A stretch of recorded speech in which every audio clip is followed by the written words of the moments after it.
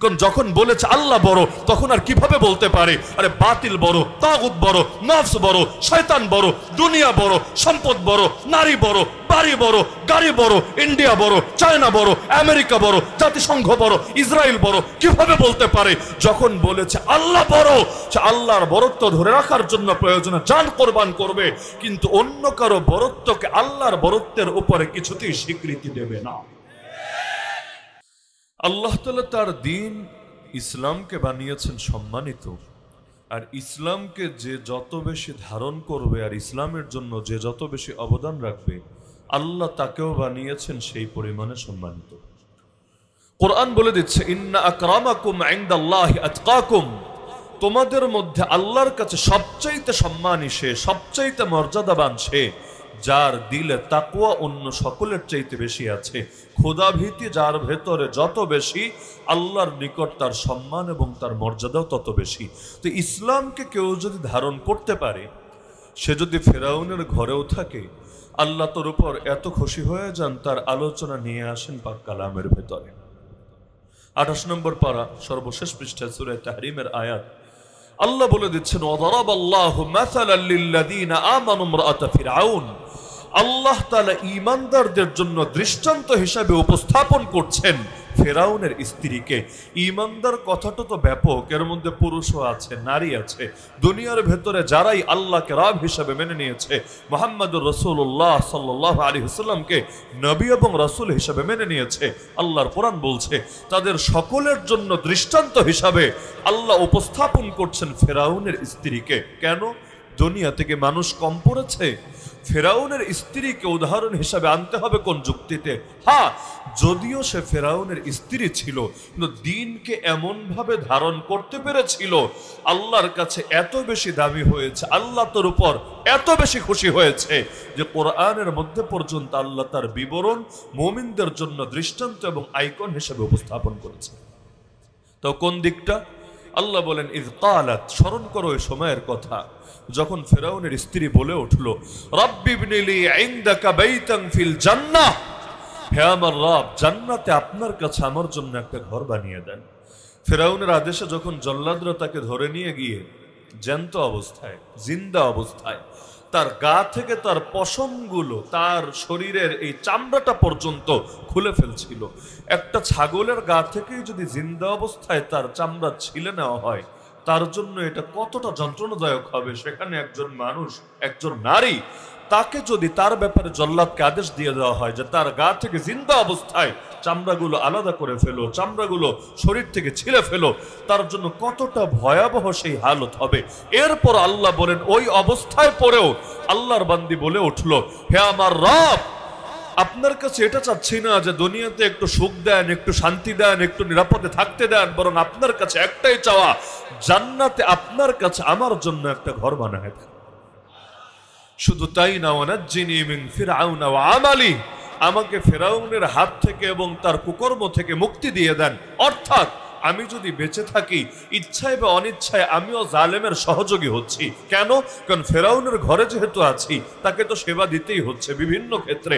তো এই যে জালেমের ঘরে থেকে জালেমের সাথে সংসার করে আমার দ্বারা জালেমের ন্যূনতম সেবা হচ্ছে, আমি চাই না এটা আমার আখিরাতে আমার জান্নাতের পথকে কঠিন করুক এবং আমাকে জাহান্নামের দিকে ঠেলে দেখ। এজন্য আল্লাহ আমাকে মুক্তি দিয়ে দেন ফেরাউনের হাত থেকে, আর কুকর্মের হাত থেকে। ওয়ানাজ্জিনি মিনাল কওমিজ জালিমিন, এই জালেম সম্প্রদায় থেকে নিষ্কৃতি দিয়ে আমাকে নিয়ে নেন আপনার কাছে। তাহলে এই যে সে এই নির্যাতনের মধ্যে পড়েও আল্লাহকে ভোলে নাই, বরং শাহাদাতের জন্য তামান্না লালন করছে, আল্লাহর সঙ্গে জলদি যাবে এর জন্য ছটফট করছে। এই কারণে আল্লাহ তার উপর এত খুশি হয়েছে, মুমিনদের জন্য তার এই হালতটাকে একটা দৃষ্টান্ত হিসাবে কোরআন উল্লেখ করে দিয়েছে। এজন্য হাদিসে আছে, আল্লাহ রাসূল বলেন ইন্না ইযামাল জাযাই মা ইযামিল বালা, পরীক্ষা যত বড় হয় পুরস্কারও তত বড় হয়। আর পরীক্ষা আল্লাহ সবাইকে করেন না। ওয়া ইন্নাল্লাহা ইযা আহাব্বা কওমান ইবতালাহুম, আল্লাহ যখন কোন জাতিকে ভালোবাসেন তখনই কেবল তাদেরকে পরীক্ষা করেন। ফামান রাদিয়া ফালাহুর রিদা, পরীক্ষায় পড়েও যে আল্লাহর উপর খুশি থাকে তার জন্য আল্লাহর সন্তুষ্টি বরাদ্দ রয়েছে। ওয়ামান সাখাতা ফালাহুস সাখাত, আর বিপদে পড়লে যে আল্লাহর উপর নারাজ হয়ে যায় তার জন্য আল্লাহর নারাজিও বরাদ্দ আছে। সাহাবীগণ এই বাস্তবতা এতটা ভালোভাবে বুঝতেন যে দ্বীনের জন্য যার অবদান যত বেশি আল্লাহর কাছে তার দামও হবে তত বেশি। এত ভালোভাবে বুঝতেন। আরে নারী নিজের দুধের বাচ্চা নিয়ে পর্যন্ত হাজির রাসূলের কাছে, ইয়া রাসূলুল্লাহ জিহাদের ময়দানে যাচ্ছেন, আমার দুধের বাচ্চাটাকেও সাথে নিয়ে যান না। সবাই অবাক, দুধের বাচ্চা নিয়ে গিয়ে কি হবে? থাকলে বড় কাউকে দিয়ে দেখ না সাথে, এই দুধের বাচ্চা নিয়ে গিয়ে কি হবে? সেই নারী নিজেই ক্লিয়ার করে দিচ্ছে, ইয়া রাসূলুল্লাহ বড় যারা ছিল আগেই পাঠিয়েছি, একজনও ফিরে আসে নাই, ময়দানে শহীদ হয়ে গেছে। আর আমি তো নারী, চাইলেও তো আমাকে নেবেন না, আপনি আমাকে যাওয়ার অনুমতি দেবেন না। এখন কি করব? দিল তো মানে না। আপনি যাবেন আপনার সাহাবীদেরকে নিয়ে, মুমিনরা জান্নাতের বাজারে গিয়ে সওদা করবে আল্লাহর সাথে। কারণ জিহাদ মানেই হলো আল্লাহর সাথে বিজনেস করা, আল্লাহর সাথে ব্যবসা করা। মুমিন হবে বিক্রেতা, আল্লাহ হবেন ক্রেতা। বিক্রিত পণ্যের নাম হবে জান আর মাল, আর আল্লাহ যেই মূল্য দিয়ে সেটা কিনে নেবেন এর নাম হলো জান্নাত।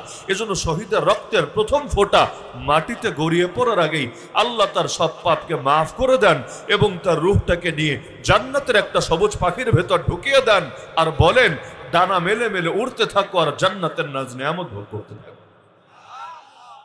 এমনকি আল্লাহ রাসূল সাল্লাল্লাহু আলাইহি ওয়াসাল্লাম এক যুদ্ধের পরে জানাচ্ছেন যে যুদ্ধে জাফর তাইয়ার রাদিয়াল্লাহু আনহু শহীদ হয়েছেন। তার শাহাদাতের হালতটা ছিল বড় জটিল। এক হাতে ইসলামের ঝান্ডা ধরে রেখেছিলেন, যেই ঝান্ডা আল্লাহ নবী দিয়েছিলেন তাদেরকে। এক জালেম এসে হঠাৎ করে কোপ মারলো, ডান হাতটা কেটে গেল। এখন হাত তো কেটে গেছে, কিন্তু নবীর দেওয়া ঝান্ডা মাটিতে গড়িয়ে পড়বে এটা তিনি মেনে নিতে পারছিলেন না। আর ওই যুগে যতক্ষণ ঝান্ডা উঁচু থাকতো ততক্ষণ সবাই মিলে লড়াই করত। যদি দেখতো ঝান্ডা নাই, ঝান্ডা নেমে গেছে বা নামিয়ে দেওয়া হয়েছে, তারা বুঝতো হয়তো বাহিনী হেরে গেছে অথবা তাদের সাথে চুক্তিতে আবদ্ধ হয়ে গেছে। আর উপরে যদি থাকে এটাই হলো প্রতীক, তোমরা লড়াই চালিয়ে যাও, লড়াই চালিয়ে যাও, এখনো আমরা হারিও নাই এবং কারোর সাথে কোনো চুক্তিতে আবদ্ধ হয় নাই। এজন্য ঝান্ডা উঁচু রাখার বড় দরকার ছিল। তা হাত তো কেটে গেছে, তিনি চিন্তা করলেন আর হাত গেছে যাক, কিন্তু তাই বলে আল্লাহ নবীর দেওয়া ঝান্ডা মাটিতে গড়িয়ে পড়বে এটা তো মেনে নেওয়া যায় না। বাম হাত দিয়ে খপ করে ধরে ফেললেন। এবার জালেম কোপ মারলো বাম হাতে, বাম হাতটাও কেটে গেল। দুই হাতই তো কেটে গেছে, এখন ঝান্ডা কিভাবে আগলে রাখবেন? তো হাত তো কেটেছে, কিন্তু এরপরও সামান্য বাহুর যে অংশটা বাকি আছে, এই দুই বাহুকে মিলিয়ে তিনি ঝান্ডাটা বুকের সঙ্গে আগলে রাখলেন। জালেম তৃতীয় আঘাত করলো তার অস্তিত্বের উপরে, এমন ভাবে এবার আর তিনি বাঁচতেই পারলেন না, তিনি শহীদই হয়ে গেলেন। তো যতক্ষণ আল্লাহর বান্দা দাঁড়ানো ছিলেন, পড়ে যান নাই, ততক্ষণ পর্যন্ত নবীর দেওয়া ঝান্ডা ইসলামের পতাকা এটাকেও সমুন্নত রেখেছিলেন। যেই মাত্র শহীদ হয়ে লুটিয়ে পড়লেন আর এক সাহাবী এসে সেটা উঠিয়ে নিলেন। আল্লাহ রাসূল সাল্লাল্লাহু আলাইহি ওয়াসাল্লামকে জিবরিল আমিন মদিনায় এসে সংবাদ জানিয়ে দিলেন। আল্লাহ রাসূল সাহাবীদেরকে একত্রিত করে ব্রিফিং দিচ্ছিলেন। যদিও যুদ্ধের ময়দান কত দূরে আর নবী আছেন কত দূরে, এই জামানার মতো স্যাটেলাইটের ব্যবস্থাপনা নাই, মিডিয়া নাই, আধুনিক তথ্য প্রযুক্তি নাই, কিছু নাই, কিন্তু জিবরিল আমিনের মাধ্যমে আল্লাহ ওয়াহির মারফত এই সংবাদ নবীকে জানালেন। আল্লাহ রাসূল সাহাবীদেরকে কাঁদতে কাঁদতে বললেন, শোনো, আমার জাফর, জাফর হলেন আলী রাদিয়াল্লাহু আনহুর ভাই, আমার জাফর আল্লাহর জন্য তার দুটো হাত কুরবান করেছে। আমি দেখেছি আল্লাহ এই জাফরকে জান্নাতে দুই হাতের বিনিময়ে দুটো ডানা দিয়ে দিয়েছে। আমি দেখেছি সে দুই ডানা মেলে মেলে জান্নাতে উড়ে বেড়াচ্ছে। এর জন্য নামের অংশই হয়ে গেল তাইয়ার, যিনি উড়ে বেড়াচ্ছেন, দুনিয়াতে না তবে জান্নাতে পাখির দেহের ভেতরে তার রূহ নিয়ে ঢুকিয়ে দেওয়া হয়েছে। তাহলে ওই নারী পর্যন্ত ছটফট করছে যে যেহেতু বড় কেউ নাই, বড়রা আগেই চলে গিয়েছে, আগেই শহীদ হয়েছে, আর সে নারী যেতে চাইলে তো আল্লাহ রাসূল নেবে না। অবশেষে বললো, ইয়া রাসূলুল্লাহ যা ছিল তাই তো এনে হাজির হলাম আপনার সামনে, আমার দুধের বাচ্চাটাকেও নিয়ে যান না। জিহাদের ময়দানে আমারও একটু অবস্থান, আমারও একটু অবদান থাকুক না। যদি আমার দুধের মানিক যুদ্ধ করতে পারবে না, কিন্তু ঢাল তো হতে পারবে, আপনার কোন সাহাবীর কোলে দিয়ে রাখবেন। জালেম যখন আপনার বুকে তীর মারবে, বর্ষা মারবে, আপনার সেই সাহাবী আপনার বুকের সামনে আমার বাচ্চাটাকে ঢালের মতো করে পেতে ধরবে, জালেমের তীর এসে বর্ষা এসে আমার বাচ্চার বুকটাকে ফোরফোর করে দিয়ে যাবে, কিন্তু আমার বাচ্চার প্রাণের বিনিময়ে হলেও আপনার প্রাণ তো হেফাজতে থাকবে। কিয়ামতের দিন আল্লাহকে গর্ব করে বলতে পারবো, আল্লাহ আমি শহীদের মা, আমার সন্তান তার জান কোরবান করেছে তোমার নবীর হেফাজতের জন্য। দুধের বাচ্চা দিয়ে পর্যন্ত অবদান রাখতে চান, নাবালেগ সাহাবী পর্যন্ত চলে আসে, ইয়া রাসূলুল্লাহ যাবেন জিহাদের ময়দানে, আমাকেও নিয়ে যান না, আমাকেও একটা চান্স দেন না। নবীর এক কথা, তোমার এখনো বয়স হয় নাই, আগে প্রাপ্তবয়স্ক হও, ম্যাচিউরড হও, তোমার বলতে হবে না, আমরা নিয়ে নেব। কিন্তু এই বাচ্চা মানুষ তুমি, তোমাকে নিয়ে গিয়ে কি করব? যুদ্ধ কোনো ছেলে খেলা না, সুতরাং আগে তুমি প্রাপ্তবয়স্ক হও, তোমার বলা লাগবে না। কিন্তু তার তো দিল মানে না, অতদিন হায়াত থাকবে কি থাকবে না, তার আগে যদি মরণ হয়ে যায় ফজিলত তো আর সে পাবে না, দিল মানে না। আল্লাহ রাসূলকে বারবার বারবার রিকোয়েস্ট করছে, কিন্তু নবীর এক কথা, আমরা কোনো নাবালেগকে ময়দানে নিতে পারি না। অবশেষে যখন দেখলো কোনোভাবেই দিল গলানো যায় না, এবার বলে বসলো, ইয়া রাসূলুল্লাহ এটা তার কৌশল, ইয়া রাসূলুল্লাহ যদিও বয়সে আমি ছোট, তো যুদ্ধে তো বয়স দরকার না, শক্তি দরকার। আমার এলাকার ওই ছেলেটাকে তো ঠিকই নিয়েছেন, ও বয়সে আমার চাইতে বড়, তাতে কি? ও প্রাপ্তবয়স্ক, আমিও প্রাপ্তবয়স্ক, তাতে কি? কিন্তু একবার ওর সঙ্গে আমাকে কুস্তি খেলতে দেন না, দেখবেন শক্তি তো জিন্দেগি তো আমার সাথে পারবে না। আল্লাহ রাসূল শুনে অবাক, আরে এই পাগল দেখে যাওয়ার জন্য মানে এমন ছটফট করছে, ও গিয়েই ছাড়বে, কোনোভাবেও ঘরে ফিরে যেতে রাজি না। এই জামানের বয়স্ক মানুষরাই যেতে রাজি হয় না, আর ওই জামানের পিচ্চি পোলাপান এগুলোর ঘরে ফিরে দেওয়া যায় না। আল্লাহ রাসূল বলেন, আচ্ছা ঠিক আছে, তাহলে এক ধাপ কুস্তি হয়ে যাক। অনুমতি দিলেন, এবার দুইজন মিলে কুস্তি করবে। কুস্তি করার আগে ওই দুনিয়াতেও যেমন হয় যে কুস্তি করার আগে একটু বুকটুক মিলায় নেয় না, যে একটু পর তো তোর ধপাস করে একটা আসার দেবো, একটু মাফ টাফ করে দিস, দিলের মধ্যে কষ্ট রাখিস না। তো এখন একজন আরেকজনের সাথে কুস্তির আগে ওই সামান্য সময় যখন কথা বলার সুযোগ পেল, ছোটটা আস্তে করে বড়টার কানে বলে দিল, ভাই আমার কথা তো একটা বলে ফেলেছি, কিন্তু বাস্তবতা হলো তুমি বয়সেও বড়, তোমার শক্তিও বেশি। তুমি যদি শক্তি প্রয়োগ করো, আমি কিছুতেই তোমার সাথে কলিয়ে উঠতে পারবো না। কিন্তু দেখো, আল্লাহর জন্য কি একটাবার স্যাক্রিফাইস করা যায় না? আল্লাহর জন্য কি একবার নিজেকে ছোট করা যায় না? তোমার তো কপাল খুলেই গেছে, নবীজি একবার যাকে কবুল করেন তাকে পুনরায় রিজেক্ট করেন না। তোমার তো কপাল খুলে গেছে, আল্লাহর জন্য একটাবার যদি ইচ্ছাকৃত হার মেনে নাও, আমারও কপাল খুলে যাবে। দুই ভাই হাতে হাত রেখে কাঁধে কাঁধ মিলিয়ে জান্নাতের বাজারে গিয়ে সওদা করব, জিহাদের ময়দানে কিছু হলেও আমরা দুজনে মিলে খেদমত আঞ্জাম দিব। একবার কি আল্লাহর জন্য ছোট হবে না? আল্লাহ তোমারে বড় বানায় দিবেন ইনশাআল্লাহ। এ কথা শুনে তারও দিল গলে গেল, বলল ঠিক আছে যাক, তুই টেনশন নিস না, লড়াই হোক, আমি ইনশাআল্লাহ ব্যবস্থা একটা করে দেব। বাস্তবে যখন লড়াই হলো, দুনিয়ার সবাই ভাবলো ছোটটা বড়টাকে শক্তিতে হারিয়েছে, ওই ছোট মরিচের ঝাল বেশির মতো আর কি। তো ছোটটারই মনে আসলেই শক্তি বেশি, নিজের শক্তিতে বড়টাকে হারিয়েছে। আসলে শক্তিতে হারায় নাই, বড়টা আল্লাহর জন্য নিজেকে ছোট করেছে, আল্লাহর জন্য ইচ্ছাকৃতভাবে হার মেনেছে, বিনিময়ে দুইজনেরই ময়দানে যাওয়ার অনুমতি মিলে গেছে। তো নাবালেগ বাচ্চা, তারও দিল মানে না যে সে আল্লাহর দ্বীনের জন্য একটু অবদান রাখবে না, বরং যে ছটফট করছে দ্বীনের জন্য, তাকেও কিছু না কিছু অবদান তো রাখতে হবেই হবে। বুড়া সাহাবী বায়না ধরছেন, সন্তানরা কই যাও তোমরা? আব্বা জিহাদে যাই, জিহাদের ডাক এসেছে, আমাকেও নিয়ে যেতে হবে। আব্বা আপনি বুড়া মানুষ, এই বয়সে আপনি যুদ্ধে গিয়ে কি করবেন? আপনার চলতেই কষ্ট হয়, আপনি যুদ্ধের ময়দানে এই বয়সে গিয়ে কি করবেন? আরে বয়স হয়েছে তাতে কি, তোমাদেরই খালি জান্নাতের দরকার আছে, আমার নাই, আমাকেও নিয়ে যেতে হবে। এবার সন্তানরা বলল, বাবা দেখেন, আল্লাহর রাসূল যে কয়দিন ছিলেন আপনি তার সাথে জিহাদ করেছেন, নবীজি যাওয়ার পরে আবু বকর সিদ্দিক রাদিয়াল্লাহু আনহুর সঙ্গে 2 বছর আপনি মিলিত হয়ে জালেমদের বিরুদ্ধে জিহাদ করেছেন। এরপর ওমর রাদিয়াল্লাহু আনহু যখন খলিফা হয়েছে 10 বছরের বেশি, তার সঙ্গে আপনি ময়দানে কাফেরদের বিরুদ্ধে যুদ্ধের খেদমত আঞ্জাম দিয়েছেন। আর কত, এখন আপনিও বুড়া হয়েছেন, আর খলিফা এখন ওসমান রাদিয়াল্লাহু আনহু। আর এই যুদ্ধ বড় কঠিন যুদ্ধ, পানি পথে যেতে হবে, নৌযানে করে বিশাল পথ পাড়ি দিয়ে তারপর যুদ্ধ করতে হবে। এই বয়সে আপনার না গেলে হয় না। বহুত করেছেন, বহুত করেছেন, এখন আমরা আপনার টকবগে নওজোয়ান সন্তান, আপনার পক্ষ থেকে হক আদায় করে দেবো ইনশাআল্লাহ। আপনি ঘরে বসে দোয়া দিবেন, আর আমরাই বাইরে ইনশাআল্লাহ ফিল্ডের কাজ সামলাবো। এবার বাবা গর্জে উঠলেন, আরে কি বলো তোমরা? তোমরা আমাকে ঘরে বসে থাকতে বলো, অথচ আল্লাহর কোরআন তো আমাকে বসে থাকতে দেয় না। তোমরা কি সূরা তওবার এই আয়াত শোনো নাই? আল্লাহ বলেছেন, ইনফিরু খিফাফান ওয়া সিকালা, হালকা হও বা ভারী হও, বের হয়ে পড়ো ময়দানে। ওয়াজাহিদু বিআমওয়ালিকুম ওয়া আনফুসিকুম ফি সাবিলিল্লাহ, মাল দিয়ে আর জান দিয়ে জিহাদ করতে থাকো আল্লাহর পথে। তা আল্লাহ তো বলেছেন হালকা হলেও বের হতে হবে, ভারী হলেও বের হতে হবে। যতদিন যুবক ছিলাম শরীর হালকা ছিল তখনও বের হয়েছি, এখন বুড়া হয়েছি শরীর ভারী হয়েছে, তাতে কি? আল্লাহ তো বলেছে এখনো আমাকে বের হতে হবে। সুতরাং তোমরা না নিয়ে গেলে নাই, আমি প্রয়োজনে অন্য কারো সাথে মিলিত হয়ে ঠিকই বাহিনীতে আমি অংশগ্রহণ করব, আমিও যুদ্ধে যাব। যখন সন্তানরা দেখলো বাপ তো এক বাক্যে অনড়, সিদ্ধান্ত পাল্টাবে না, তখন বললো আব্বাজান ঠিক আছে, এই বয়সে অন্য কারোর সাথে যাওয়া লাগবে না, চলেন আমরাই আপনাকে নিয়ে যাবো ইনশাআল্লাহ। ওই বুড়া বয়সে নিয়ে গেলেন। তো জীবনে তো কোনোদিন এই পানি পথে এত দীর্ঘকাল দীর্ঘ সময় অতিবাহিত করে যুদ্ধ করতে অভ্যস্ত না। তারা ঘোড়ার যুদ্ধে, উটের যুদ্ধে, মরুভূমির যুদ্ধে, সমতলের যুদ্ধে অভ্যস্ত। এভাবে জিন্দেগিতে যুদ্ধ করে নাই এবং এভাবে কোনো অভিজ্ঞতাও তার নাই। এই বয়সে সেই ধকল আর নিতে পারলো না। নৌজানে যখন উঠলো, কিছু সময় যাওয়ার পরে এক পর্যায়ে সফরের ধকল শরীর নিতে না পেরে সেখানেই শেষ নিঃশ্বাস ত্যাগ করলো। সন্তানরা তো এবার পেরেশানি, চারদিকে পানি আর পানি, সমুদ্র। এখন বাপের কি করবে? জানাজা তো পড়েছে, কিন্তু কাফনের পরে এখন দাফনটা দিবে কোথায়? মাটি তো নাই। আর কোন সন্তান চাইবে নিজের বাপকে ধরে পানির ভেতর ফেলে দিতে? কার মনে চাইবে? আপনারও চাওয়ার কথা না। তো এখন তারা চিন্তা করলো আচ্ছা কোথাও দেখে মাটি পাই কিনা, কারণ ব্যাকে তো যাওয়া সম্ভব না, তাহলে কোনো দ্বীপ বা কোনো চর যদি পায় সেখানে গিয়ে দাফন করে দেবে, লাশটা রেখে দিল এক জায়গায়। এখন তারা দ্বীপ খোঁজে, চর খোঁজে, একদিন যায়, দুদিন যায়, 3 দিন যায়, যেতে যেতে সপ্তাহ অতিক্রম করে 10 দিন হলো।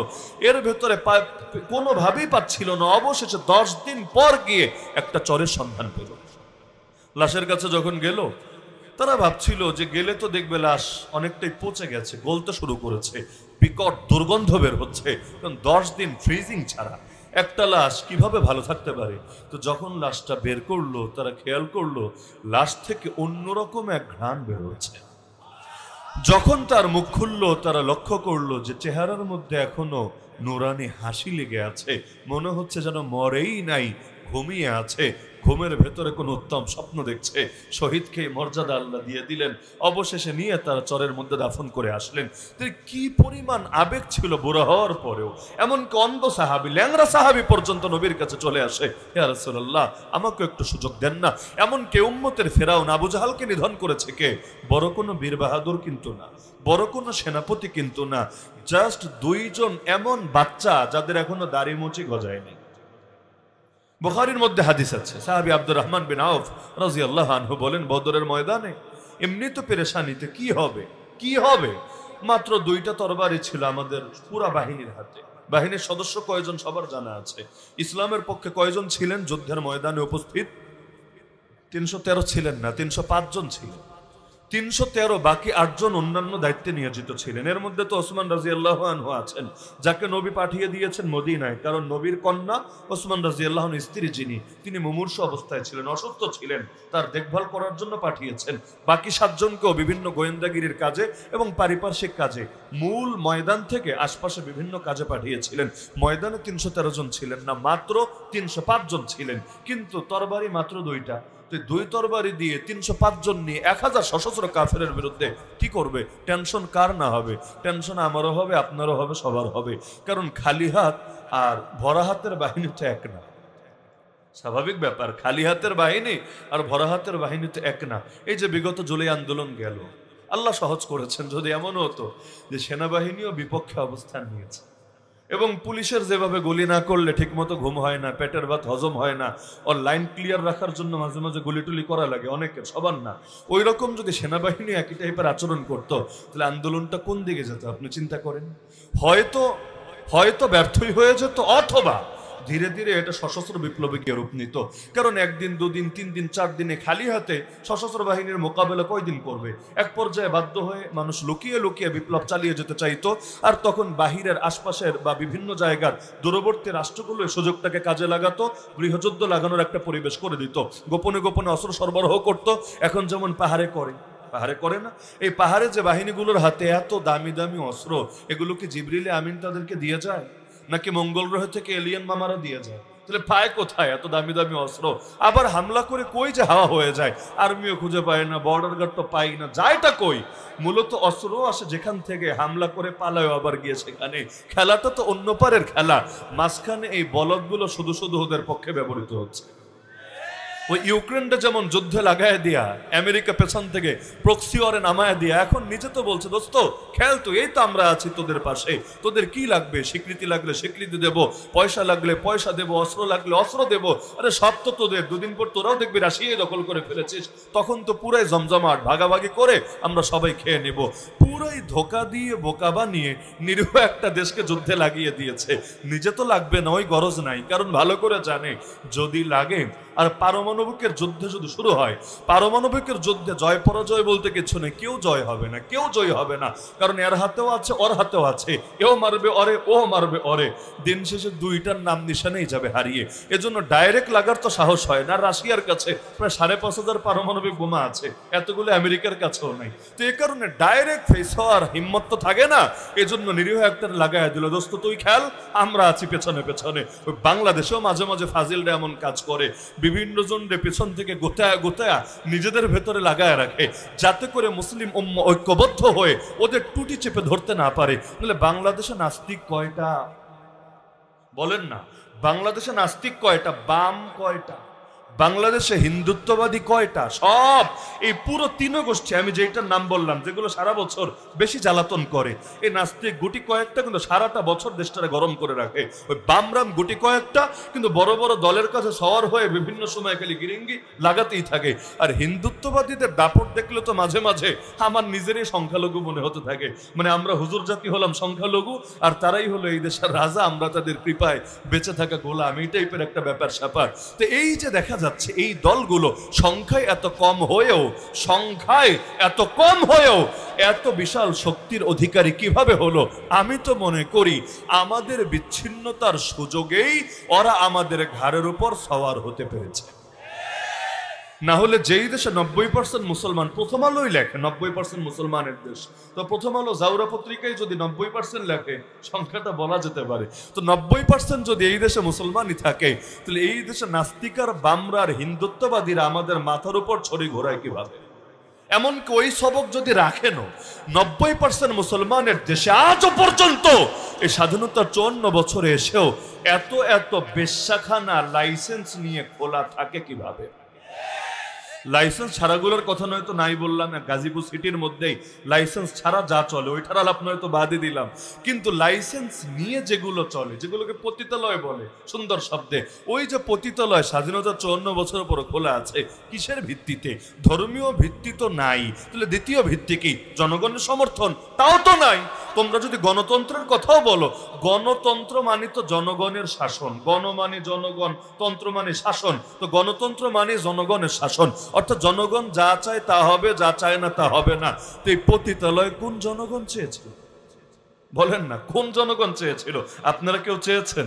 আচ্ছা আপনারা চাননি, আপনাদের আত্মীয় স্বজনরা কেউ চেয়েছে? পুরো বাংলাদেশ তন্ন তন্ন করে খুঁজলে গুটি কয়েক হাউন আঙ্কেল টাইপের লোক পেলে পাওয়া যেতে পারে যারা এগুলো হয়তো চেয়েছে, কিন্তু বাকি পুরো বাংলাদেশে কেউ চায় নাই। এমনকি চায় নাই তো চায় না, এগুলো পছন্দই করে না।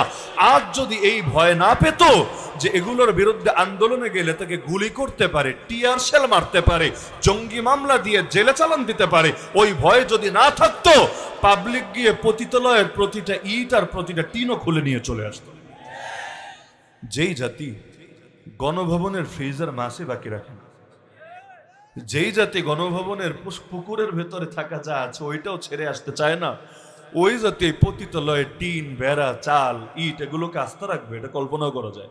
এমনকি এখনো হয়তো পাবলিকের সবার নজরটা ওদিকে ফেরে নাই। ওই অবস্থায়, বর্তমান অবস্থায় কেউ যদি খালি ডাক দেয় এবং সবাইরে যদি কোনোভাবে মোটিভেট করতে পারে, কনভিন্স করতে পারে, সংগঠিত করতে পারে, দেখবেন ঠিকই পতিতালয়, ওই সরকারের কিছু করা লাগবে না, নিজেরাই গিয়ে পতিতালয়ের জায়গাটারই মরুভূমি বানিয়ে রেখে দিয়ে চলে এসেছে। এবার কর তোর বেশ্যাগিরি, কই করবি? জায়গায় নেই, বেশ্যাগিরি করবি কোথায়? কিন্তু শুধুমাত্র এই কারণে পাবলিক করছে না, একে তো হলো জঙ্গি মামলা খাওয়ার ভয়, আর এই মামলা একবার যে খেয়েছে পর কি পরিণতি হয়েছে এটা তো আমাদেরকে দেখলেই বুঝতে পারবেন। এবং আমরা তো জীবনের উল্লেখযোগ্য একটা অংশ আপনাদের গাজীপুর কাশিমপুরেই কাটালাম, মানে আপনাদের ভেতরেই, আপনাদের কলেজের ভেতরেই।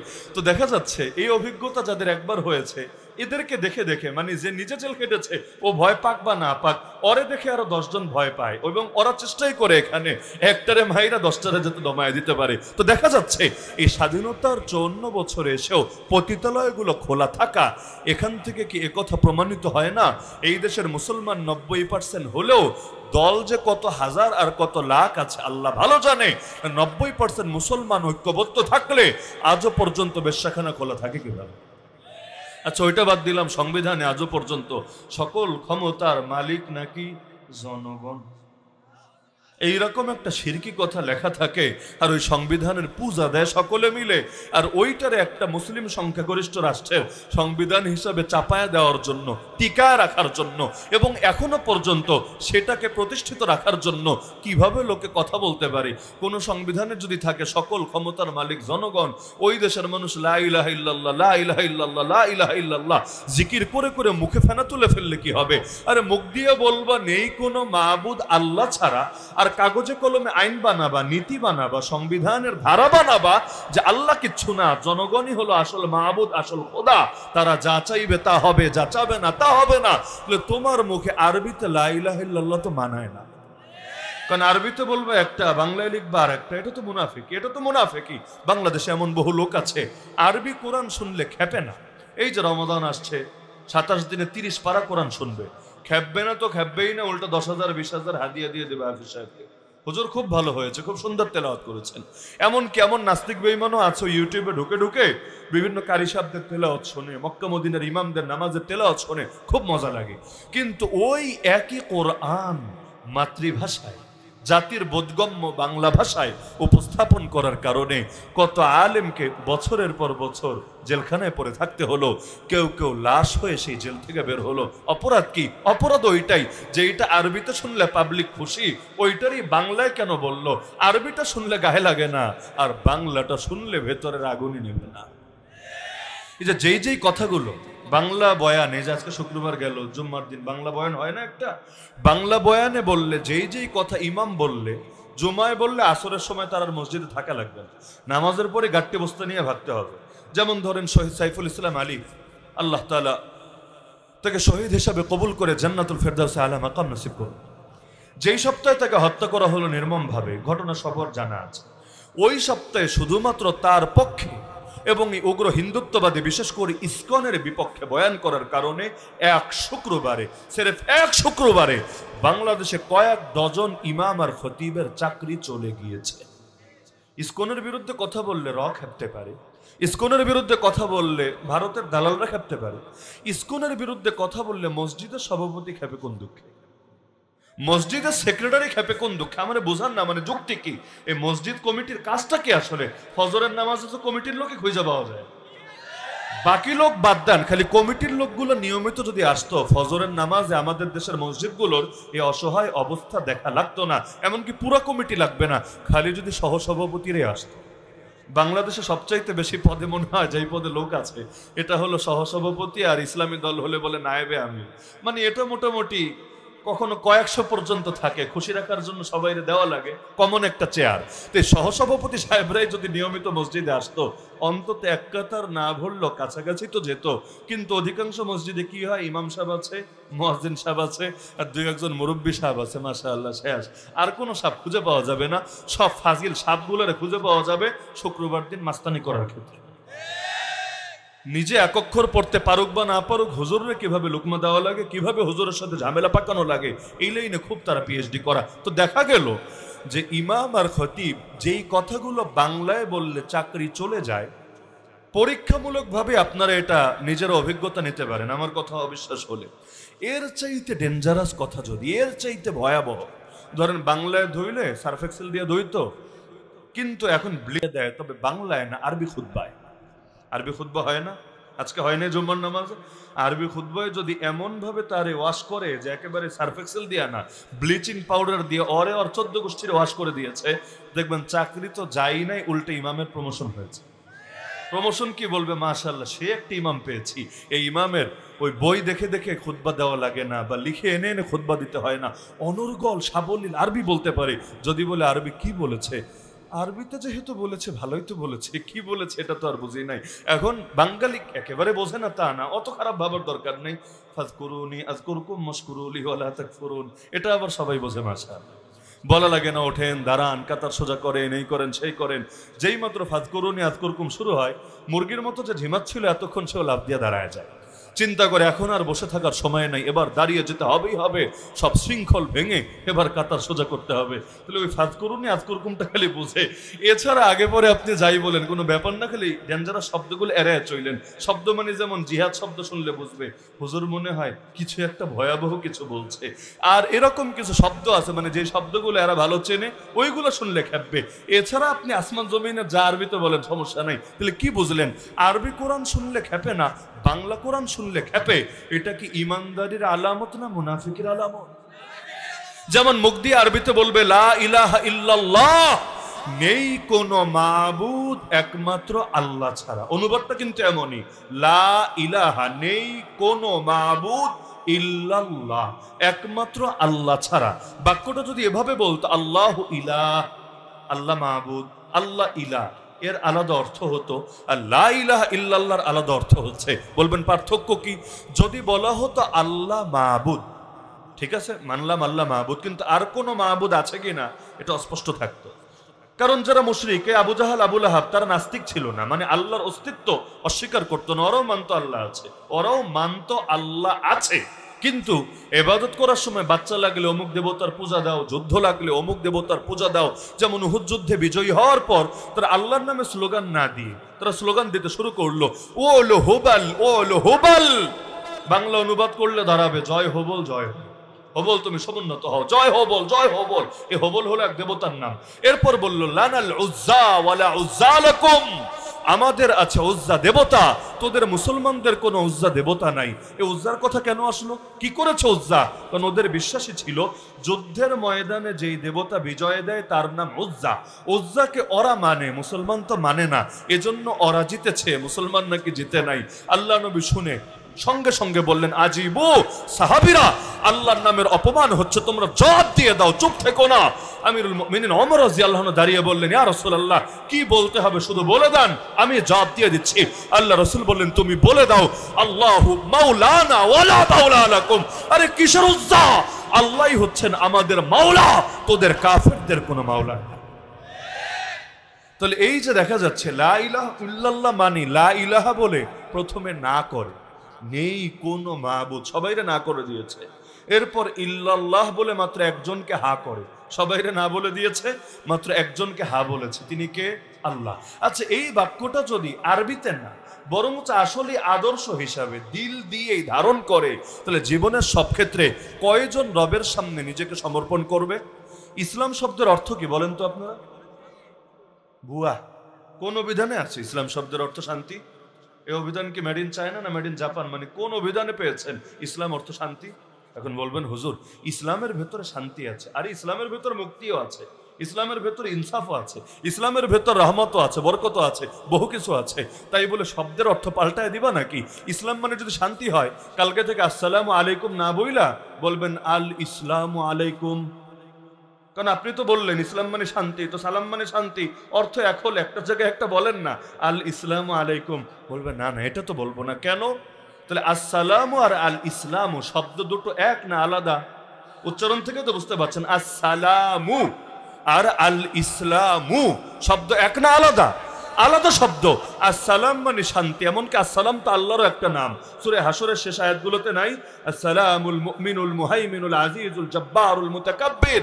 তো আল্লাহর একটা নাম হলো সালাম, কিন্তু ইসলাম আল্লাহর কোনো নাম? আরে ভাই ইসলাম আল্লাহর কোনো নাম? তাহলে ইসলাম অর্থ কি?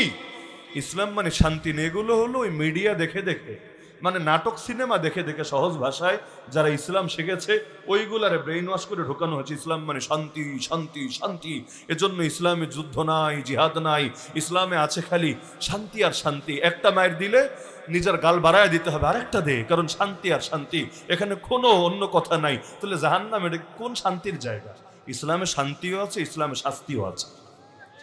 ইসলামে শান্তিও আছে, ইসলামে শাস্তিও আছে। ইসলামে তয়েফের মাইর খাওয়ার ইতিহাসও আছে, আর বদরে গিয়ে কুফরের মেরুদণ্ড ভেঙে দেওয়ার ইতিহাসও আছে। ইসলামে দুইটাই আছে, ইসলাম শান্তি, কিন্তু আল্লাহর দুশ্মনের জন্য কি শান্তি নাকি? ইসলাম শান্তি, কিন্তু আল্লাহর দুশ্মনের জন্য শান্তি নাকি? যদি এমন হতো নাস্তিকরাও সালাম দেওয়া জায়েজ হতো, তো যে কোনো আলেমকে জিজ্ঞাসা করে সই না নিয়েন, নাস্তিক যদি আপনার টিচার হয়, আপনার অফিসার হয়, তবুও তাকে সালাম দেওয়া জায়েজ নাই, দিলে আপনি গুনাহগার হবেন। সওয়াব তো হবেই না, উল্টা দিলে গুনাহগার হবেন। শুধুমাত্র আল্লাহর বান্দা মুমিন মুসলমান যারা, তাদেরকে সালাম দেওয়া যাবে, দ্বিতীয় কাউকে কোনো উদ্দেশ্যে দেওয়া যাবে না, যে দিলে খুশি হবে, দিলে এই হবে সেই হবে না। তো ইসলাম শব্দের অর্থ মাথায় গেঁথে নেন। ইসলাম মানে হলো আত্মসমর্পণ করা। ইসলাম মানে কি? সারেন্ডার করা। কার সামনে? নেতার সামনে, নেত্রীর সামনে, বাপের সামনে, মায়ের সামনে না, আল্লাহর সামনে। কারণ আল্লাহর জন্য সব ছাড়া যায়, কোনো কিছুর জন্য আল্লাহকে ছাড়া যায় না। এজন্যই তো জন্মের পর ডান কানে আর বাম কানে শুনিয়ে দেওয়া হয়েছে আল্লাহু আকবার, আল্লাহু আকবার, আল্লাহু আকবার, আল্লাহু আকবার। আল্লাহ বড়, সবচাইতে বড়, আল্লাহ সবচাইতে বড়। এমনকি মরার পর লাশ সামনে রেখে 4 বার শোনানো হবে আল্লাহু আকবার, আল্লাহু আকবার, আল্লাহু আকবার, আল্লাহু আকবার। আজানেও শুনি, ইকামতেও শুনি, নামাজও শুরু করি এটা বলে। এক রকম থেকে আরেক রকমে যাওয়ার সময় বলি, ঈদগাহে যাওয়ার সময় বলতে বলতে যাই আল্লাহু আকবার, আল্লাহু আকবার, লা ইলাহা ইল্লাল্লাহ, আল্লাহু আকবার, আল্লাহু আকবার, ওয়ালিল্লাহিল হামদ। এমনকি উঁচু স্থানে ওঠার সময়, সিঁড়ি হোক আর পাহাড় হোক, উঁচু স্থানে ওঠার সময় এটা বলে সুন্নাত আল্লাহু আকবার। আল্লাহ সবচাইতে বড়, আল্লাহ সবচাইতে বড়। তো জন্মের পর শোনানো হলো আল্লাহ সবচাইতে বড়, মরার পরেও শোনায় দেওয়া হবে আল্লাহ সবচাইতে বড়। মাঝখানে আজানে, ইকামতে, নামাজে, সব জায়গায় শুনি আল্লাহ সবচাইতে বড়। তো যেই মুখ দিয়ে বলেছি আল্লাহ সবচাইতে বড়, যেই দিলের মধ্যে এই আকীদা বসিয়েছি আল্লাহ সবচাইতে বড়, ওই মুখ দিয়ে অন্য কারো বরত্বের কথা আল্লাহর বরত্বের উপরে কিভাবে বলতে পারি? সেই দিলের মধ্যে আল্লাহর বরত্বের উপরে অন্য কারো বরত্ব কিভাবে বসাতে পারি? এজন্যই তো নবী ইব্রাহিম আলাইহিস সালাম আল্লাহর জন্য বাপ ছেড়েছেন, বাপের জন্য আল্লাহ ছাড়েন নাই। নবী নূহ আলাইহিস সালাম আল্লাহর জন্য কেনানকে, নিজের পুত্রকে ছেড়েছেন, পুত্রের জন্য আল্লাহকে ছাড়েন নাই। নবী লূত আলাইহিস সালাম আল্লাহর জন্য নিজের স্ত্রীকে ত্যাগ করেছেন, স্ত্রীর জন্য আল্লাহকে ত্যাগ করেন নাই। নবী মুহাম্মদুর রাসূলুল্লাহ সাল্লাল্লাহু আলাইহি ওয়াসাল্লাম আল্লাহর জন্য নিজের ঘরবাড়ি, নিজের আত্মীয় স্বজন, নিজের আপন চাচা, নিজের মাতৃভূমি মক্কাতুল মুকাররমা, এমনকি কাবার মতো পবিত্র জায়গা পর্যন্ত ছেড়েছেন, কিন্তু জায়গার জন্য, আত্মীয়দের জন্য, দুনিয়ার স্বার্থের জন্য আল্লাহকে ছাড়েন নাই। কি বুঝলেন? যে আল্লাহু আকবারে বিশ্বাসী হয়, আরে সে আল্লাহর জন্য সব ছাড়তে জানে, কোনো কিছুর জন্য আল্লাহকে ছাড়তে জানে না। কারণ যখন বলেছে আল্লাহ বড়, তখন আর কিভাবে বলতে পারে আরে বাতিল বড়, তাগুত বড়, নফস বড়, শয়তান বড়, দুনিয়া বড়, সম্পদ বড়, নারী বড়, বাড়ি বড়, গাড়ি বড়, ইন্ডিয়া বড়, চায়না বড়, আমেরিকা বড়, জাতিসংঘ বড়, ইসরায়েল বড়, কিভাবে বলতে পারে? যখন বলেছে আল্লাহ বড়, সে আল্লাহর বরত্ব ধরে রাখার জন্য প্রয়োজনে জান কোরবান করবে, কিন্তু অন্য কারো বরত্বকে আল্লাহর বরত্বের উপরে কিছুতেই স্বীকৃতি দেবে না। এটাই তো আল্লাহু আকবারের অর্থ। তো যদি ইসলাম মানে আত্মসমর্পণই হয়, তাহলে মুসলিম মানে কি? আত্মসমর্পণকারী। ইসলাম অর্থ আত্মসমর্পণ, আর এই আত্মসমর্পণ যে করে তাকেই তো আত্মসমর্পণকারী বলে, আরবিতে মুসলিম বলে। কবরেও কিন্তু এই প্রশ্ন আছে, অমা দীনুক, তোমার দ্বীনের নাম কি? বলবেন আমি যেহেতু জন্মসূত্রে মুসলমান, গরু খাওয়া মুসলমান, আর মুসলমানই দেওয়া মুসলমান, সুতরাং অটোই মনে হয় বের হবে দ্বীন আল ইসলাম। না রে ভাই, না রে ভাই, এটা অটো বের হবে না। বরঞ্চ আসলেই যদি জীবনের সব ক্ষেত্রে আদর্শ ইসলামকে বানান, অর্থাৎ আল্লাহর সামনে সঁপে দেওয়ার মানসিকতা যদি ভেতরে থাকে, তবেই বের হবে, অন্যথায় বের হবে না। তো যে ব্যক্তি ইসলাম করে, অর্থাৎ আত্মসমর্পণ করে আল্লাহর সামনে, সে জীবনের সব ক্ষেত্রে রব কয়জনকে মানে? কষ্ট একটা দেই, সেটা হলো বাংলাদেশে এমন মানুষ একজন, দুজন না, বহু আছে যাদের নামাজের রব একজন, রাজনীতির রব আরেকজন, রোজার রব একজন, অর্থনীতির রব আরেকজন, হজের রব একজন, কোর্ট কাছারিতে যে বিচারাচার করে সেটার রব আরেকজন, জাকাতের রব একজন, কিন্তু পার্লামেন্টে বসে যে আইন কানুন বানায় সেখানে রব হলো আরেকজন, ব্যক্তিগত আমলের রব একজন, আর যখন সংবিধান লিখতে বসে তখন রব হয়ে যায় আরেকজন। তো এইরকম লোকেরা যদি আরবি বাক্য লা ইলাহা ইল্লাল্লাহ, লা ইলাহা ইল্লাল্লাহ, লা ইলাহা ইল্লাল্লাহ বলতে বলতে খালি মুখে ফেনাই তুলে ফেলে না, বলতে বলতে বাসের আগায় উঠে যায়, ভাবার কারণ নাই, এক লাফে জান্নাতে, বরং চাল চালাইয়া জাহান্নামে। কেন? কারণ আরবি বাক্যটা মুখ্য বিষয় না, আদর্শটা মুখ্য বিষয়। তাহলে বোবা, বোবা বুঝেন, যে কথা বলতে জানে না, ও তো জীবনে আরবি বাক্য কি বাংলা বাক্য তো বলতে পারবে না। কথাই যে বলতে জানে না, ও লা ইলাহা ইল্লাল্লাহ বলবে কিভাবে? আমাকে বলেন, তাহলে মুসলমান হতে পারবে না? আরে কি ধারণা, মুসলমান হতে পারবে না? কিভাবে হবে? ওই আরবি বাক্যটা মুখ্য বিষয় না রে ভাই, এই ভেতরের আদর্শটা মুখ্য বিষয়।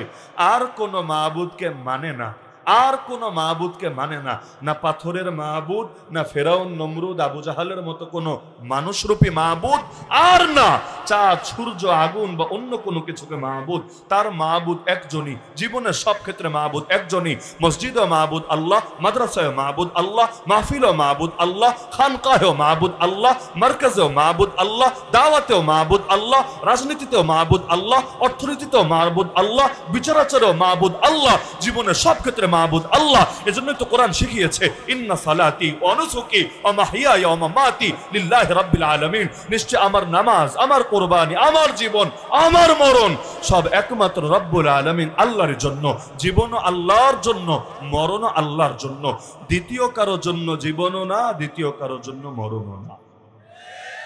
তাহলে এই দ্বীনের এই আদর্শ সবাইকে ধারণ করতে হবে। আমলের ত্রুটি থাকলে আল্লাহ মাফ করবে, ঈমানের ত্রুটি থাকলে, যে 100টার মধ্যে 90টা মানে, 10টা মানে না, 99টা মানে, একটা মানে না, এরকম ত্রুটি থাকলে বিনা হিসাবে জাহান্নাম।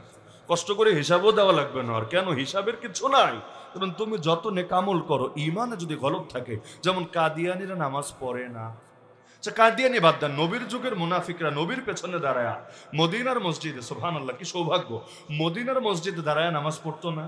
মাঝে মাঝে জিহাদের ময়দানও নবীর সঙ্গে ছুটে যেত না? অনেক আমলিত করতো। আপনাদের কি ধারণা ওই মুনাফিকরা তো বিনা হিসাবে জান্নাতি, তাই না? নাকি বিনা হিসাবে জাহান্নামী? এমনকি কাফেররা যে জাহান্নামে যাবে, মুনাফিকরা কিন্তু ওই জাহান্নামে যাবে না, এর চেয়ে আরো নিকৃষ্ট জাহান্নামে যাবে। কোরআনই আছে, ইন্নাল মুনাফিকিনা ফি দারকিল আসফালি মিনান নার। হ্যাঁ, এখন কেউ বলতে পারেন, হুজুর এই কথাগুলোর ভেতরে তো সাম্প্রদায়িকতার গন্ধ পাওয়া যাচ্ছে। অনেকের ঝামেলা এটা, মানে ইসলামের খাঁটি আদর্শ তুলে ধরলেও বলবে সাম্প্রদায়িকতার গন্ধ পাওয়া যায়, অসাম্প্রদায়িক হতে হবে। মাথায় গেঁথে রাখেন, জান্নাত আর জাহান্নাম দুইটা জায়গার নাম তো শুনেছেন, তাই না? নাম শোনেন না জীবনে? জান্নাত আর জাহান্নাম। জাহান্নাম হলো অসাম্প্রদায়িক জায়গা, জান্নাত হলো সাম্প্রদায়িক জায়গা। বলবেন কিভাবে? জান্নাতে মুসলমান সম্প্রদায় ছাড়া দ্বিতীয় কোন সম্প্রদায় যাবে? আমারে পারলে নাম বলেন, আমি নতুন সবক নিয়ে যেতে চাই আজকে এই গাজীপুরের এই মাহফিল থেকে। একমাত্র মুসলমান সম্প্রদায়, মুমিন সম্প্রদায় ছাড়া জান্নাতে দ্বিতীয় কোন সম্প্রদায় যাবে? আমাকে নাম বলেন। কেউ যাবে না। তো যদি না যায় তাহলে জান্নাত সাম্প্রদায়িক জায়গা না? অবশ্যই। অপরদিকে জাহান্নাম অসাম্প্রদায়িক জায়গা। পাপী মুসলমানও যাবে, মুনাফিকও যাবে, কাফেরও যাবে, মুশরিকও যাবে, নাস্তিকও যাবে, বেঈমানও যাবে, মুরতাদও যাবে, এমনকি আরো যত ভ্যারাইটিস ক্যাটাগরি আছে সব যাবে জাহান্নামে। দশে মিলে করি কাজ, হারি জিতি না হিলাজ, একসাথে মিলেমিশে থাকবে, দিনকাল সংসার ভালোই কাটবে তাদের। তো এই যে জাহান্নাম একটা অসাম্প্রদায়িক জায়গা, তাহলে দুনিয়াতে যেগুলো বেশি বেশি অসাম্প্রদায়িকতার কথা বলে আর বলতে গিয়ে ইসলামের কথাগুলোর পর্যন্ত সহ্য করতে পারে না, ওদেরকে জাহান্নামের শুভেচ্ছার অভিনন্দন জানায় দিবেন। আর যারা ইসলামকে আঁকড়ে থাকে, এতে কাফের খুশি হলে হোক আর বেজার হলে হোক, ওদেরকে জান্নাতের সুসংবাদ শোনায় দিবেন। আরে এভাবে ইসলামের দাওয়াত কোনো নবীও দিতে পারে নাই, যেভাবে দাওয়াত দিলে সব কাফের খুশি থাকে। দুনিয়ায় সব নবীর উপরই কাফেররা নারাজ ছিল না? এমন একজন নবীর নাম বলেন যিনি গালি খান নাই, এমন একজন নবীর নাম বলেন জাতি যারে সমালোচনা করে নাই, এমন একজন নবীর নাম বলেন যার উপর জুলুম হয় নাই। তো নবীরাই তো সবাইরে খুশি কইরা চলতে পারেন নাই, কারণ আল্লাহরে খুশি করলে আল্লাহর দুশমন নারাজ হবেই হবে। আর আল্লাহর দুশমনকে খুশি করতে গেলে আল্লাহ নারাজ হবেনই হবেন। তা আমাদের কাজ কি? আল্লাহর দুশমনকে খুশি করা না আল্লাহকে খুশি করা? তাহলে সুতরাং জীবন তো একটা, লাইফ একটা, চান্স একটা। আরে যদি মোহাম্মদ বিন কাসেম 18 বছর বয়সে এসে এই হিন্দুস্তানের জমিনে দ্বীনের পতাকা উড়িয়ে যেতে পারেন, আমার আপনার বয়স কত হয়েছে? মুআদ আর মুআওয়াজ, আরে এই দুই বাচ্চা দাড়ি মোচ গজানোর আগে যদি এই উম্মতের ফেরাউন বলা হয়, যাকে সে আবু জাহালকে দুনিয়া থেকে বিদায় করতে পারে, ইসলামের পক্ষে বাতিলের বিপক্ষে এত বড় অবদান রাখতে পারে, সেখানে আমার আপনার তো দাড়ি মোচ গজিয়ে বয়স অনেক বেশি হয়ে গিয়েছে। এমনকি সাহাবী এক জীবন দিয়েও যদি আফসোস করতে পারে, সাহাবীকে ড্যাগের মধ্যে ফেলা হবে, এমন ড্যাগ যেখানে তেলগুলো টকবক করে ফুটছে, এখানে ফেললে আর কেউ ফিরে আসবে না। ইতিপূর্বে তার 2 জন সাথীকে ফেলা হয়েছে, জায়গায় শহীদ হয়েছে, এবার তাকে ফেলা হবে। খ্রিস্টান বাদশা দেখতে পাচ্ছে তার চোখ বেয়ে বেয়ে পানি গড়িয়ে পড়ছে। বাদশা অবাক, কিরে এখন কাঁদিস কেন? এত মারলাম তাও খ্রিস্টান হলি না, এত লোভ দেখালাম তাও তুই তোর ধর্ম ছাড়লি না, এখন কাঁদিস কেন? মৃত্যুর ভয়ে? চোখের সামনে মৃত্যু দেখতে পাচ্ছিস তাই ভেতর কাঁপছে? আচ্ছা বাদ দে, কাঁদিস না, এখনো সময় আছে, খ্রিস্টান হয়ে যা। তোর মতো যোগ্য সেনাপতি খ্রিস্টান হলে, আমার দলে যোগ দিলে আমার বড় লাভ হবে, আমার শক্তি অনেক বাড়বে। তোকে আগে যে অফার দিয়েছে সব বলবৎ আছে, তুই মুহাম্মাদের ধর্ম ছেড়ে দে আর খ্রিস্টবাদ তুই গ্রহণ কর। সঙ্গে সঙ্গে সেই সাহাবী ঈমানের বলে বলিয়ান হয়ে গর্জে উঠলেন, আরে জালেম, তুই কি ভেবেছিস আমি মৃত্যুর ভয়ে কাঁদছি? আল্লাহর কসম, মুসলমান মৃত্যুর ভয়ে কাঁদে না। আমি তো কাঁদছি আফসোসের কারণে, একটা মাত্র প্রাণ আল্লাহর রাস্তায় কোরবান করতে পারছি। এত সামান্য পুঁজি নিয়ে আল্লাহর সামনে দাঁড়াবো কোন মুখে? আমার গায়ে যেই পরিমাণ পশম আছে, এই পরিমাণ প্রাণ যদি থাকতো আর প্রতিটা প্রাণ আল্লাহর রাস্তায় কোরবান করতে পারতাম, তাহলে না কিয়ামতের দিন বড়সড় পুঁজি নিয়ে দাঁড়াতে পারতাম। এত সামান্য পুঁজি নিয়ে দাঁড়াবো কোন মুখে? আল্লাহ কি কবুল করবেন? আল্লাহ কি মাফ করবেন? আল্লাহকে জাহান্নাম থেকে মুক্ত করে জান্নাত দেবেন? ওই ভয়ে, ওই আফসোসে, ওই দুশ্চিন্তায় আমার চোখ থেকে পানি গড়িয়ে পড়ছে। তো সুবহানাল্লাহ, এক জীবন দিয়েও তাদের পিপাসা মেটে না, এক জীবন দিয়েও ভেতরে ভয় থাকে। আরে এত সামান্য পুঁজি নিয়ে দাঁড়াবে কোন মুখে আল্লাহর সামনে? সেখানে আমি আপনি যে কি ছুঁই দিতে পারলাম না ইসলামের জন্য, আমার আপনার ভেতরে তো ন্যূনতম ভয়ও কাজ করে। সুতরাং লাইফ একটা, চান্সও একটা। হয়তো কারো জীবনে বাকি আছে কয়েক ঘন্টা, কেউ জানি না, হয়তো হতে পারে কারো জীবনে বাকি আছে কয়েক ঘন্টা। সুতরাং আমাদের প্রত্যেকের করণীয় একটা, সেটা হলো যতটুকুই যার বাকি আছে এটা মাথায় রাখি, আল্লাহর দ্বীনের জন্য আমাকেও কিছু না কিছু করতে হবেই হবে। প্রত্যেককে কিছু না কিছু অবদান রাখতে হবে, কারণ আমার কবরে আমিই যাব, আমার হিসাব আমিই দেব, আমার জান্নাত আমার জাহান্নাম সব আমারই, আমার আমার নিজে বাঁচলে তারপর অপরের নাম। কিয়ামতের দিন ওই বাপ মা এরাও তো ইয়া নাফসি বলবে। সুতরাং আল্লাহর ওয়াস্তে, আল্লাহর ওয়াস্তে, আল্লাহর ওয়াস্তে সবাই চেষ্টা করেন, বিশেষ করে যুবক ভাইদেরকে বলছি, বাংলাদেশে এখন সবচাইতে বেশি হলো তরুণ, 40% প্লাস, মোট জনগণের 40%-এর বেশি তরুণ তরুণী, মানে তারুণ্যের শক্তি এত বেশি বাংলাদেশে। যদি খালি এটাকে সহিলাইনে কাজে লাগানো যায়, আমি বিশ্বাস করি এই তারুণ্যই গোটা বাংলাদেশকে বদলে দিতে সক্ষম ইনশাআল্লাহ। খালি যদি দিকটা ঘুরাইয়া দেওয়া যায়, নারীর পেছনে, মাদকের পেছনে, আরো হাবিজাবি আলতু ফালতু এগুলোর পেছনে না ছুটে এখন থেকে ছুটবে জান্নাতের পেছনে, ছুটবে শাহাদাতের তামান্না নিয়ে। আরে প্রেমে পড়বে, তবে দুনিয়ার পচাকান্ধা কারো প্রেমে না, জান্নাতের হুরের প্রেমে। ওই রকম হালত যদি তৈরি করতে পারে, আমি মনে করি এই তরুণদের হাত ধরেই আগামীর বাংলাদেশ কোরআনের বাংলাদেশে পরিণত হবে ইনশাআল্লাহ। তাহলে সুতরাং সাহাবী তরুণরা যদি পারে, আমরাও তরুণরা পারবোই পারবো ইনশাআল্লাহ। আর কত, 350 বছর হয়ে গেল প্রায়, বাংলা ইসলাম নাই, রাষ্ট্রীয়ভাবে ইসলাম নাই। সেই 1757 থেকে কবে ইসলাম এসেছে আমাকে বলেন? কত এলো আর কত গেল, কিন্তু ইসলাম এই 350 বছর হতে চলছে প্রায়, আজও পর্যন্ত ইসলামকে বিজয়ী হতে দেওয়া হয় নাই। আর কত, সবরের একটা লিমিট থাকে। আর কত, মাজলুমকে অধিকার না দিলে প্রয়োজন অধিকার ছিনিয়ে নিতে হয়। এখন তো মাশাআল্লাহ এগুলো আমার বয়ান করে বলা লাগবে না, কারণ যেই জাতি একবার রক্ত দিতে শিখে গেছে, ওই জাতিকে রোখার সাধ্য পৃথিবীতে কার আছে? খালি প্রয়োজন হিম্মতটা ধরে রাখা, অটল এবং অবিচল থাকা, আদর্শের পথ থেকে সরে না যাওয়া, নিজেকে কয়েকটা পয়সার কাছে বিক্রি করে না দেওয়া। ওই আদর্শে যদি সৎ হন এবং অটল আর অবিচল থাকতে পারেন, দুদিন আগে বা দুদিন পরে পরিবর্তন আসবেই আসবে ইনশাআল্লাহ।